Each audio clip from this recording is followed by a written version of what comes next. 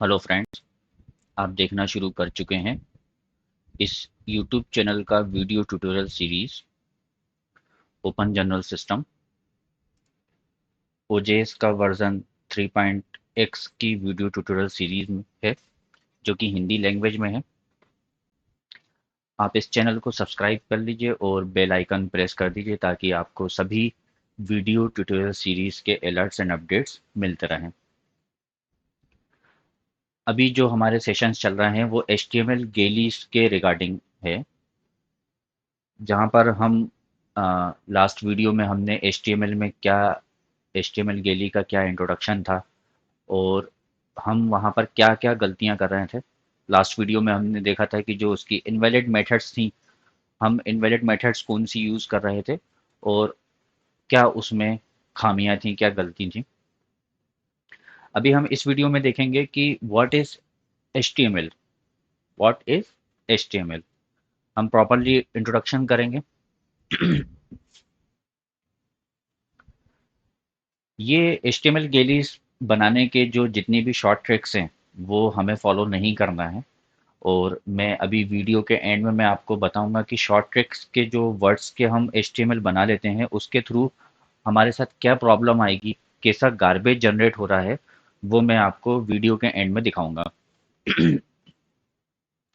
तो हम अब जो गेलीज बनाएंगे वो प्रॉपरली हम उसको HTML या कोडिंग करके या प्रोग्रामिंग करके या टाइप सेटिंग का प्रॉपर टाइप सेटिंग का सॉफ्टवेयर यूज करके हम HTML गेलीज जनरेट करेंगे जिसका आउटपुट क्लीन होना चाहिए। ठीक है।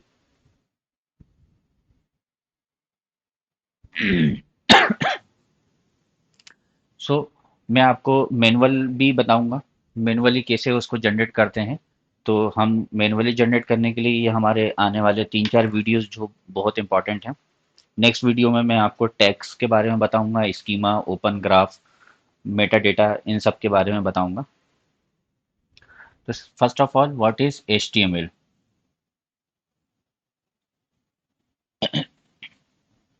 HTML इज अ लैंग्वेज जो कि हम वेब वर्ल्ड में हम यूज करते हैं। कहाँ यूज करते हैं? वेब वर्ल्ड मतलब इंटरनेट में हमारी टेक्नोलॉजी में चलती है वो। एज वेल एज ये जो ब्राउज़र होता है, ब्राउज़र मतलब जिस पे हम अपनी वेबसाइट्स को सर्व करते हैं, मोज़िला, फायरफॉक्स, क्रोम, ये सब क्या है? ब्राउज़र हैं। तो ब्राउज़र अंडरस्टैंड करता है, एक ऐसी लैंग्वेज है, अंडरस्टैंड करता है कि जो आप कोडिंग करेंगे तो ब्राउज़र ये समझ जाता है कि उसको आपका वेब पेज किस तरीके से डिस्प्ले करना है। मीन्स फॉर एग्जांपल अगर मैंने वहाँ पर लिखा पी, तो ब्राउज़र समझ जाता है कि वहाँ पर इस पी के अंदर का जो कंटेंट है वो एज ए पैराग्राफ दिखाना है। ठीक है। कोई कलर कोड लगाते हैं, कोई मेटा डेटा लगाते हैं, तो बहुत सारे जो ब्राउज़र्स हैं वो ब्राउज़र्स इस टैग्स के दम पे समझ जाते हैं। मतलब ये लैंग्वेज है, HTML एक लैंग्वेज है जिससे ब्राउज़र अंडरस्टैंड करता है कि आपका डेटा को किस स्टाइल में, किस डिज़ाइन में उसको शो करना है। ब्राउज़र का काम जस्ट इतना है। तो लैंग्वेज है टू द ब्राउज़र, हम ब्राउज़र के लिए एक लैंग्वेज है। तो जाहिर सी बात है हमें हम जो भी HTML गेलीज बनाएंगे उसको हमें प्रॉपरली ब्राउज़र को पुट करना होगा कि उसका कंटेंट किस फॉर्म में दिखेगा। टेबल है तो टेबल किस तरीके से दिखेगी, इमेज किस तरीके से दिखेगी। टेबल अगर दिखाना है तो टेबल का हमें ब्राउज़र को अंडरस्टैंड कराना पड़ेगा कि it is a table. Image है तो इट इज़ अ इमेज। तो ये लैंग्वेज है जो कि हम ब्राउज़र को बता रहे हैं कि हमारा ये जो डेटा है ये डेटा क्या चीज़ है। यहाँ पर एक चीज़ आ रही है मार्कअप लैंग्वेज। मार्कअप, मार्कअप का मतलब क्या होता है? जैसे हम कोई कंटेंट होता है हम उसको डबल कोड में लिख देते हैं, डेट इज मार्कअप, मार्क कर दिया हमने। आपने कई बार देखा होगा मार्कर के थ्रू हम कोई टेक्स्ट को मार्क कर देते हैं।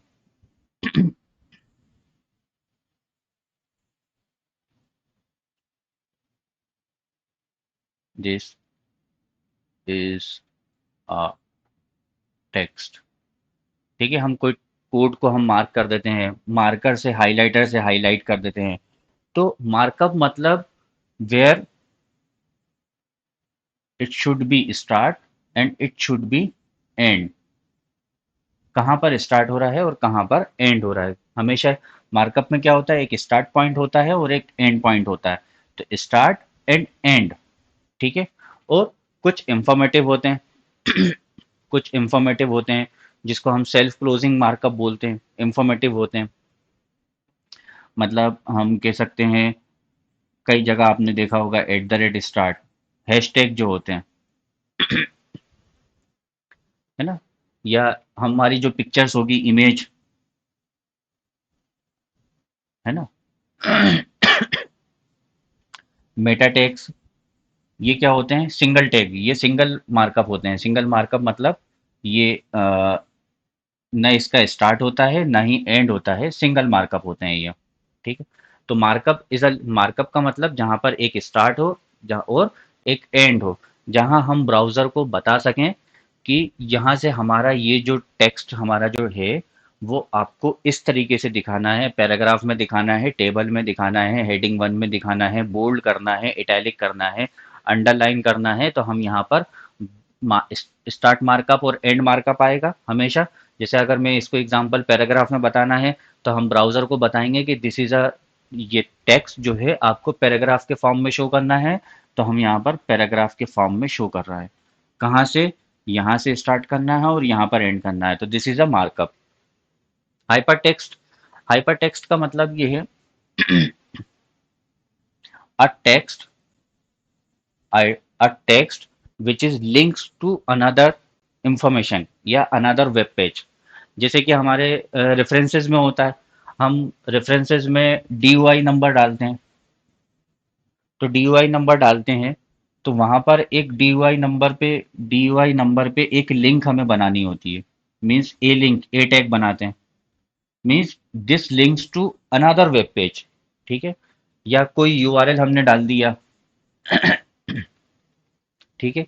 कई लोगों को हम इस तरीके से भी मार्कअप कर सकते हैं कि जितने भी जो हमारे आर्टिकल्स हैं, उस आर्टिकल्स का कहीं ना कहीं इंटरनेट वर्ल्ड में कहीं ना कहीं उसका लिंक होगा। तो हमने कौन सा कंटेंट कहाँ से उठाया है, उस कंटेंट का हम यूआरएल लेते जाते हैं, ठीक है। और यूआरएल जो हमने लिया है वो यूआरएल क्या होगा, एक लिंक के तौर पे हो जाएगा। मतलब एक लिंक होगा, हाँ, हमने यूआरएल को पेस्ट कर दिया, तो उस पे जब लिंक पे क्लिक करेंगे तो it links to another another web page या अनदर इंफॉर्मेशन।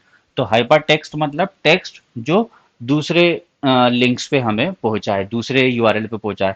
और हो सकता है कि वो भी सर्च करते करते करते ऐसी जगह पे पहुंच जाए कि जहां से वहां से फर्दर उसके DUI पे या क्रॉस रेफ पे या साइटेशन पे क्लिक करें, तो वो आपके वापस वापस आपके यूआरएल, आपके वेब पेज पे आ जाए। इट मीन्स कि इसी को वेब वर्ड बोलते हैं कि जो क्रॉस हाइपर टेक्स्ट जो है एक दूसरे से लिंक होता जा रहा है, लिंक होता जा रहा है, और एक पूरा ग्लोबली एक large amount of web world बनता जा रहा है। मीन्स आपका भी आर्टिकल हो सकता है कहीं पर साइट साइट हो रहा हो, साइटेशन हो रहा हो, और वो साइटेशन पे से कोई रेफरेंस पे से कोई क्लिक करेगा तो आपके आर्टिकल्स पे आ जाएगा, है ना।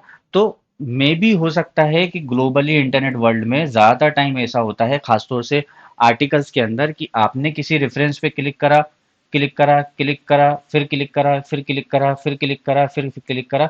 मे भी हो सकता है वो वापस आपके आर्टिकल्स पे आ जाए। कहीं ना कहीं हर आर्टिकल्स राउंड में होते ही होते हैं, हर आर्टिकल्स, क्योंकि वो आर्टिकल्स किसी रेफरेंस पे गया, रेफरेंस पे क्लिक करा, वो किसी और आर्टिकल पे पहुंचा, उस उसके किसी रेफरेंस पे क्लिक करा, कोई ना कोई ऐसी लिंक होगी जो अगले आर्टिकल पे जा रहा होगा, फिर वो किसी आर्टिकल पे जा रहा होगा, फिर वो किसी आर्टिकल पे जा रहा होगा। तो it is a cross ref. Cross ref क्या हो रहा है कि हमारा पूरा ग्लोबली वो घूम फिर के उसी आर्टिकल्स पे कहीं ना कहीं इंटरलिंकिंग है। तो अब हम, ये हमारा हाइपर टेक्स्ट मार्कअप लैंग्वेज का एक सिंपल सा इंट्रोडक्शन हो गया है। यहाँ पर इम्पोर्टेंट क्या है कि हमें ब्राउज़र को, एक लैंग्वेज है, हमें ब्राउज़र को बताना है कि हमारा जो टेक्स्ट है या हमारा जो भी कंटेंट है, टेबल है, इमेज है, वो स्टार्ट पॉइंट और एंड पॉइंट कहाँ से कहाँ तक का किस फॉर्म में दिखेगा, ठीक है। मीन्स यहाँ पर इंपॉर्टेंस क्या आ गया, स्टार्ट एंड और टैग मार्कअप, ठीक है। मार्कअप में भी एक और एक एड ऑन कर देता हूँ मैं।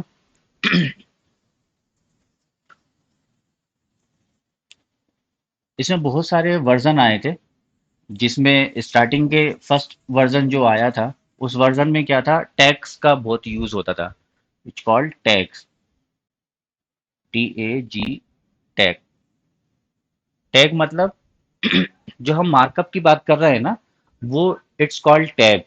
जैसे मान लीजिए कि यहाँ पर मैंने लिखा दिस इज अ पैराग्राफ। अब हमें ब्राउज़र को बताना है कि this is a paragraph, paragraph text. तो यहाँ पर एक हम ब्राउज़र को बताने के लिए पी टैग लगाते हैं, और कहाँ तक पैराग्राफ होगा, वो पैराग्राफ का एंड।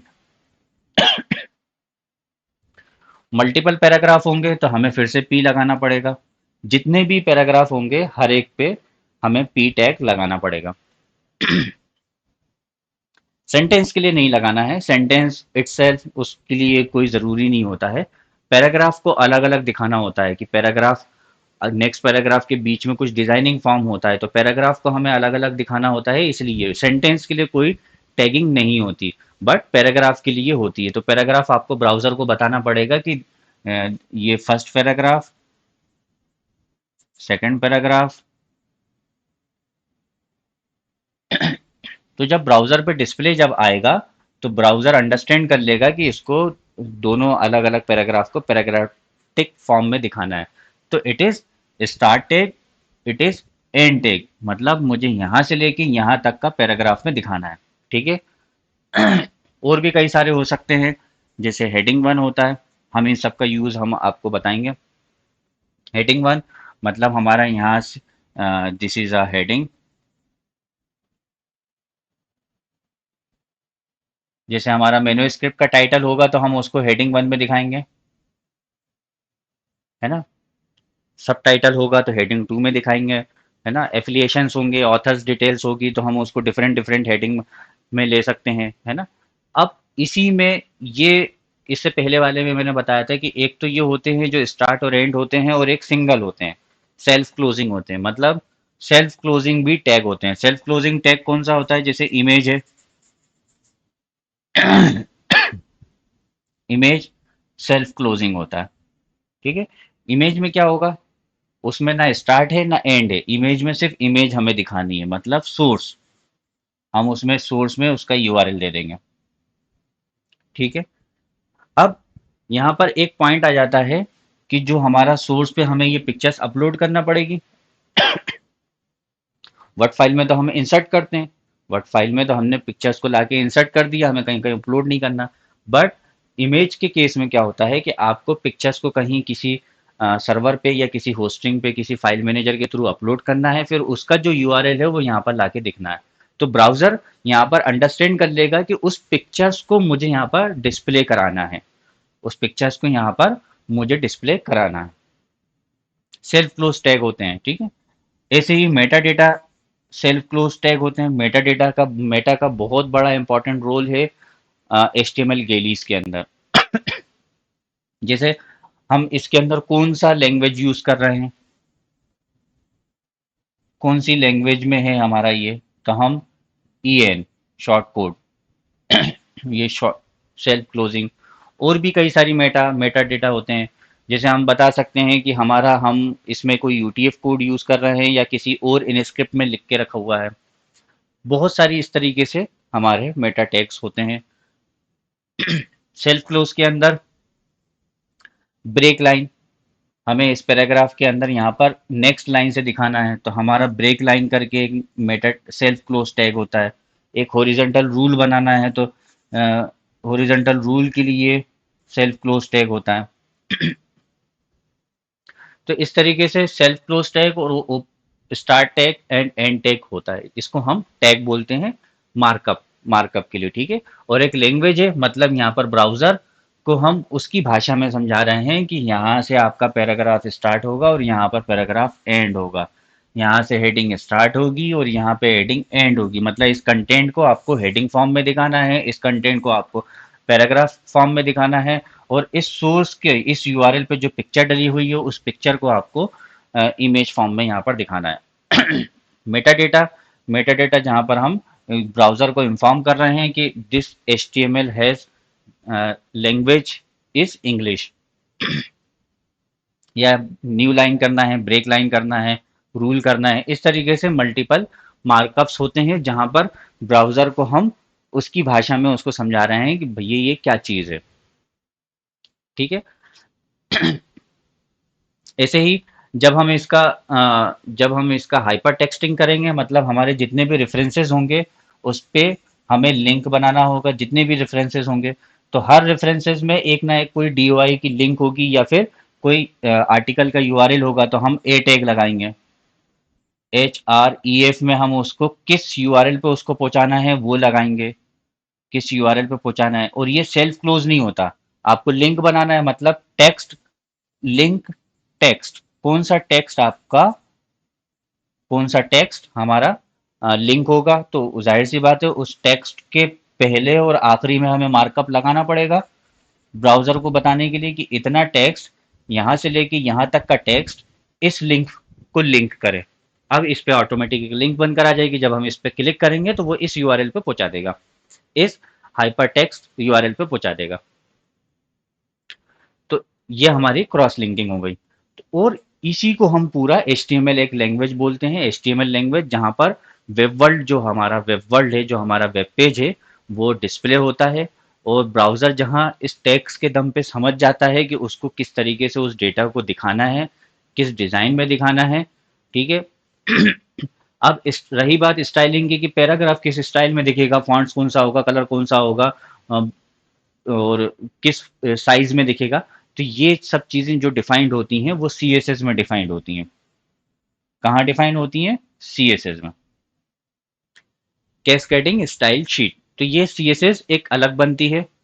तो अगर मैनुअली कोई HTML डेवलपमेंट कर रहे हैं तो आप वन टाइम ही आपको CSS बनाना है, उसका जस्ट रेफरेंस हर बार हमें उस CSS में लेना है। इसकी एक ही बार डेवलपमेंट होता है, सेंट्रलाइज्ड होता है ये। हम इनलाइन कभी भी CSS स्टाइलिंग नहीं लेंगे। ठीक है। इनलाइन कभी भी नहीं लेंगे। तो जैसे कि मैंने आपको बोला था कि हम वर्ड से सीधे HTML एक्सपोर्ट कर लेते हैं, तो उसमें ये भी एक प्रॉब्लम रहती है कि उसके अंदर इनलाइन CSS लिखा होता है, जबकि हमें चाहिए होता है सेंट्रलाइज। टेक्नोलॉजी का हमें पूरा पूरा इस्तेमाल करना है, हमारे पास पूरा कंप्रेस्ड आपके पास HTML डॉक्यूमेंट्स होना चाहिए। तो हमें सेंट्रलाइज पे ही चलना है, कभी भी उस पे शॉर्ट ट्रिक्स पे नहीं फॉलो करना है, आपको मैनुअली बनवाना है। ये हो सकता है CSS आपको वन टाइम, और आप इसके बारे में भी लर्न कर सकते हैं, बहुत ईजी है। जिस तरीके से हमारे लिए HTML ईजी दिख रहा है, देखिए पैराग्राफ को पैराग्राफ बताने में कोई बहुत बड़ा टास्क नहीं है। आपके अगर 5-6 पेज का भी अगर आर्टिकल्स है और उसके हमें हर एक पैराग्राफ पे पीटेक कॉपी पेस्ट करना है, तो कोई बहुत लंबा टाइम नहीं लगेगा। मैं आपको एक आर्टिकल भी बना के बताऊंगा कि किस तरीके जल्द से जल्द हम कैसे आर्टिकल्स का HTML जनरेट कर लेते हैं, ये टैग्स के दम पे, है ना। कोई शॉर्टकट ट्रिक, मैं बार बार बोल रहा हूँ कि शॉर्टकट ट्रिक नहीं फॉलो करना है, एक्सेप्ट टाइप सेटिंग, जो कि आपको एकदम क्लीन HTML जनरेट करके जो दे दे, ऐसा कोई सॉफ्टवेयर हो वो आप यूज कर सकते हैं। उसमें मैं आपको एक टाइप सेटिंग का एक सॉफ्टवेयर बताऊंगा जो बिल्कुल 101% क्लीन HTML जनरेट करके देता है, इंक्लूडिंग स्कीमा, स्कीमा और मेटा डेटा, पूरा प्रॉपर जनरेट करके देता है। ठीक है। अब हम अभी मैं आपको एक HTML का दिखाता हूँ जिसमें मैंने शॉर्टकट ट्रिक यूज करी हुई है। तो उसमें जो टैग्स जो दिख रहा होंगे, वो जो CSS होंगे, वो क्या होंगे, वो उसी HTML में भरे होंगे। मीन्स मैंने कल आपको एक डिफरेंस बताया था कि आपने एक क्लीन HTML के थ्रू आर्टिकल बनाया तो उसमें 10 KB का फाइल बना, बट हो सकता है जो आपने किसी शॉर्टकट ट्रिक के थ्रू बनाया तो वो 100 KB जा सकता है। मीन्स क्योंकि उसमें हमारा 90% कंटेंट हमारे काम का है ही नहीं, हमने अननेसेसरी ठूस दिया उसके अंदर। और क्लीन HTML में आपको हर एक एक चीज समझ में आती है, बट शॉर्टकट ट्रिक्स वाली में या सेव एज वर्ड फाइल वाली से जो हमने HTML बना लिया होता है, उसमें हमें कोई भी चीज समझ में नहीं आती है। ये मैं आपको अभी सिस्टम पे दिखाता हूँ मैं।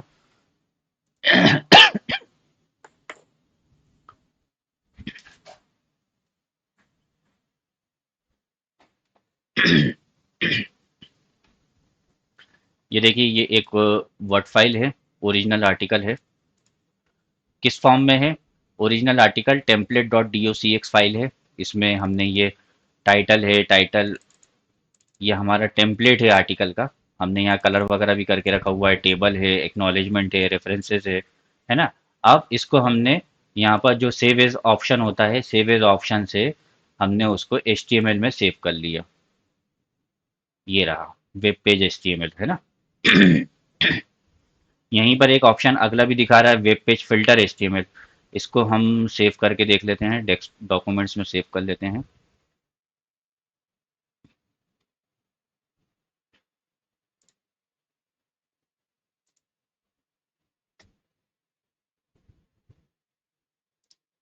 ठीक है।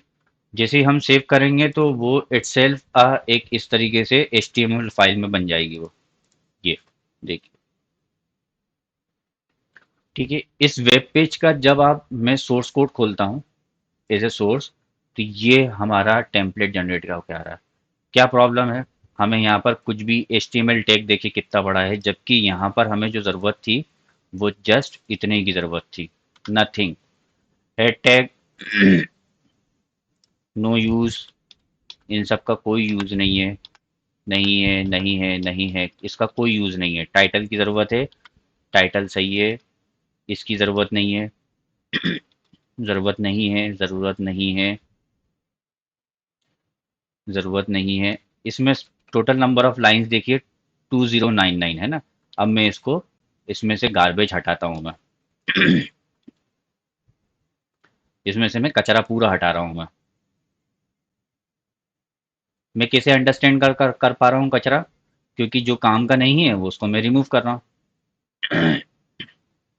जैसा कि मैंने बोला था कि इनलाइन CSS लेता है ना। चलिए मैं CSS को भी फिर भी छोड़ देता हूँ कि मुझे डिजाइनिंग चाहिए। तो ये CSS भी इनलाइन CSS भी नहीं होना चाहिए। ये क्या होना चाहिए हमारा? किसी CSS कैस्केडिंग स्टाइल शीट में डिफाइंड होना चाहिए। ठीक है।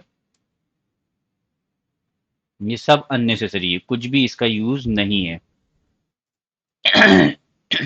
बॉडी बॉडी के अंदर इन सब चीज का भी कोई यूज नहीं है। कोई यूज नहीं है, हटा दिया। कोई यूज नहीं है, कोई यूज नहीं है, हटा दिया, हटा दिया। देखिए यहाँ पर ये गार्बेज है। यहाँ पर सिर्फ हमें इतना लगा देने से हमारा काम हो जाता है। ये कि इनलाइन टैग भी लगा हुआ है, हमारा सिर्फ इतना लगाने से काम हो जाता। बोल्ड लगाने से भी इतने से काम हो जाता। हमें इतना ज़्यादा लिखने की ज़रूरत नहीं थी। स्पान भी अननेसेसरी लगा हुआ है। तो आप यहाँ पर कोड देखिए, आपको कितना लाइन ऑफ कोड तो हमने यहीं यहीं ख़त्म कर दिया, जो कि सिर्फ 6 लाइन्स में आके कितनी सारी लाइन्स हमने ख़त्म कर दी। नीचे से देखिए, 2000 और 658, मतलब 75% तो यहीं रिमूव हो गया। अभी इसको मैं और रिमूव करूंगा और शॉर्ट हो जाएगा। ठीक है। अभी मैं इसका साइज दिखाता हूँ। इसका डॉक्यूमेंट्स में अभी प्रेजेंट साइज जो हमने एक्सपोर्टेड जो साइज था वो क्या था? डॉक्यूमेंट्स में प्रेजेंटेड में एक्सपोर्टेड साइज जो बनकर आया था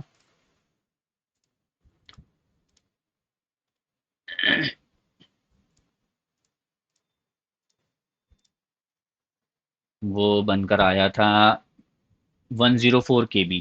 ठीक है। अब इसी को मैं अब सेव करता हूँ। ये मैंने सेव कर दिया।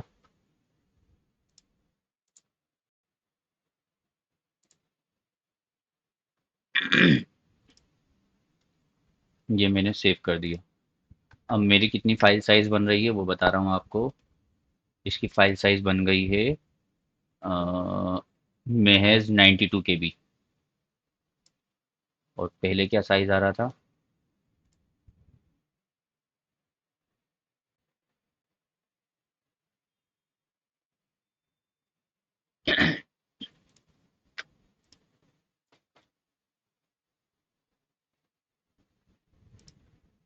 ये साइज जो है 100 KB आ रहा था, 4 KB जो है आपका साइज घट गया। कितना से सिर्फ उसमें हमने से कुछ गार्बेज अभी टेक्स्ट कंटेंट रिमूव किया है, उतने में हमारा 4 KB माइनस हो गया। अभी हम ये पूरे को डिटेक्ट करके पूरा हटाएंगे, फिर इसका जो अंदर का सब फोल्डर होगा वो अंदर के फोल्डर्स के डेटास को भी पूरा हटाएंगे। इसमें एक पिक्चर हमें जनरेट होके मिल रही है, वो पिक्चर्स भी हम प्रॉपरली उसको इंसर्ट करेंगे 2 KB की पिक्चर से। तो ये हमें गार्बेज नहीं होना चाहिए। क्या था जो हमने अभी एचटीएमएल में पढ़ा, ये मैं आपको लास्ट वीडियो में भी बता सकता था, लेकिन हमें लास्ट वीडियो में टैग्स के बारे में मैं मान के चल रहा हूँ कि आप लोगों को टैग्स के बारे में नहीं पता था। यहाँ पर हमने बताया कि इट इज़ अ पैराग्राफ, ये स्पान की हमें ज़रूरत नहीं है। देखिए ये ब्लैंक पैराग्राफ है, टोटल ब्लैंक पैराग्राफ, कुछ भी नहीं है उसमें, कोई कंटेंट नहीं है। इस पैराग्राफ में भी कुछ भी नहीं है, हटा दिया। इस पैराग्राफ में जस्ट इतना है, टाइटल ऑफ आर्टिकल्स, और बोल्ड करना है। तो ये हमारा रिमूव कर दिया, हमें इसको बोल्ड करना है, ये रिमूव कर दिया। ये इसकी 1% ज़रूरत नहीं है इस टैग की। तो इस टैग में दो टैग ओपन हो रहे हैं, paragraph which is bold, paragraph bold का क्लोजिंग टैग, और फिर से बोल्ड आ गया एक और, again and bold, unnecessary tag, 100% unnecessary tag, कोई यूज़ नहीं है इसका। कहाँ तक आ रहा है, यहाँ तक आ रहा है, फिर चालू हो गया। ये देखिए, वो बोल्ड टैग यहाँ पर क्लोज नहीं होगा, यहाँ ये कितनी सारी लाइंस खत्म कर दी, है ना। तो ये हमें कचरा जो है, ये देखिए बीच बीच में अननेसेसरी का कचरा भर दिया है, कोई यूज नहीं है इसका। ये सिर्फ टोटल कचरा है, टोटल कचरा। क्या करें इसका, टोटल कचरा, है ना। ब्लैंक पैराग्राफ बहुत हैं हर जगह, देखिए एक ही चीज़ डिफाइंड हो रही है, जबकि ये सिर्फ एक सीएसएस स्टाइल में डिफाइन करके हम उसको एंड कर देते, हमें बार बार उसको डिफाइन करने की ज़रूरत ही नहीं है। ये दिख रहा है, रेफरेंसिंग स्टाइल में अभी जाके देखेंगे सब टोटली लॉस्ट। हमने कितने 2000 से ज़्यादा हमारी लाइन ऑफ कोड था, और लाइन हम धीरे धीरे रिमूव करते जा रहे हैं। और सोचिए कि ये तो अभी सिर्फ है ना, छोटा सा आर्टिकल था, एक दो तीन चार, 4 पेज का आर्टिकल था, 10 10 12 12 पेज के आर्टिकल्स में। और इसके लाइन ऑफ कोड बढ़ते जाते, सर्वर के लिए कॉम्प्लेक्सिटी बढ़ती जाती। और क्या होता, एक टाइम ऐसा होता कि आपके सर्वर को गार्बेज मान के इंटरनेट वर्ल्ड आपको रिजेक्ट कर सकता था, इंटरनेट वर्ल्ड आपको रिजेक्ट कर सकता था। तो इस तरह का किसी भी तरह का कोई शॉर्टकट ट्रिक हमें फॉलो नहीं करना है।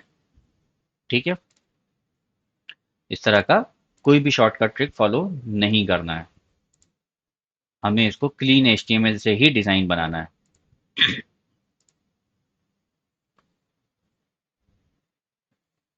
किसी तरह की एचटीएमएल से रिगार्डिंग या इस वीडियो के रिगार्डिंग अगर कुछ है ना, कुछ समझ में नहीं आया हो तो आप मुझे कमेंट्स करके बता सकते हैं। और कुछ और एडवांस मैंने ये जो एचटीएमएल अंडरस्टैंड जो कराया है, वो आर्टिकल गेलीज के अकॉर्डिंग इसका ट्यूटोरियल बनाया है कि आर्टिकल्स गेली किस तरीके से चलेगा, या आर्टिकल्स गेली हम किस तरीके से बनाएंगे। यहाँ पर मैं आपको HTML full full of technical हमें नहीं बनना है एचटीएमएल में, हमें सिर्फ उतना ही समझना है जितने में हमारा काम हो जाए, हमें बहुत ज़्यादा अंडरस्टैंड करने की ज़रूरत नहीं है।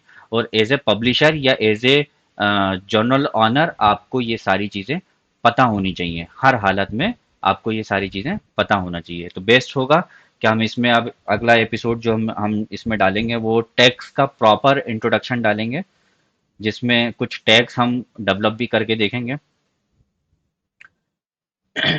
कौन कौन से टैग्स है ना हमारे यूज़ होते हैं, वो सारे टैग्स हम नेक्स्ट वीडियो में हम देखेंगे। अभी ओवरऑल एक हमने एक जनरल एचटीएमएल का लैंग्वेज का मार्कअप हम समझ चुके हैं।